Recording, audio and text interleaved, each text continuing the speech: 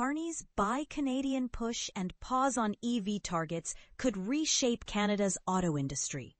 Prime Minister Mark Carney has temporarily halted a critical electric vehicle EV sales target while championing a Buy Canadian policy as his government grapples with the fallout from U.S. trade policies.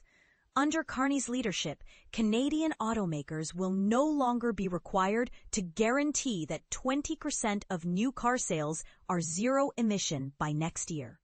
New rules will prioritize Canadian goods in federal contracts and introduce a fund to help firms innovate.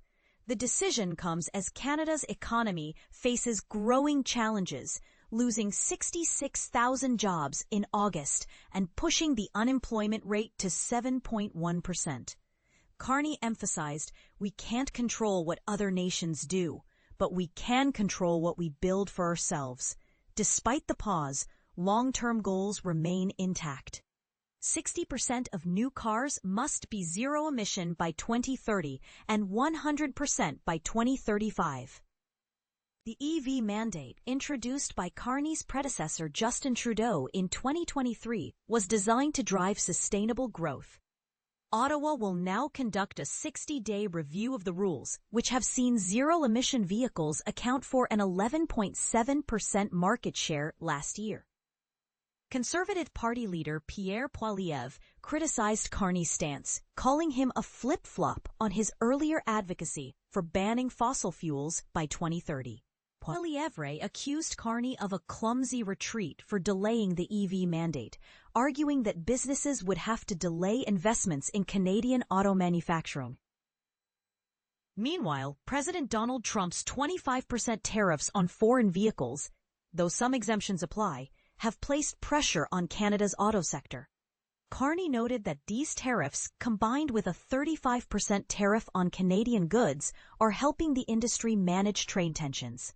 However, the U.S. has also imposed a blanket 35% tariff on Canadian goods, which, despite protections under the CUSMA agreement, has hit sectors like automotive, steel, and aluminum hard. Carney previously expressed optimism about trade talks with Trump, stating he had good conversation on Monday. Ottawa is also offering support to canola farmers who faced preliminary duties of 75.8% from China on seed imports. China's retaliatory tariffs on Canadian electric vehicles, announced in October 2024 following U.S. policy, have sparked debate over their impact on Canada's auto industry. The pause on the EV mandate raises questions about Canada's long-term strategy. While the immediate goal is to delay the deadline, the broader vision of a green economy remains intact. As the economy struggles with job losses and trade disputes, Carney's approach highlights the tension between national priorities and global pressures. Whether this shift signals a turning point or another setback remains to be seen.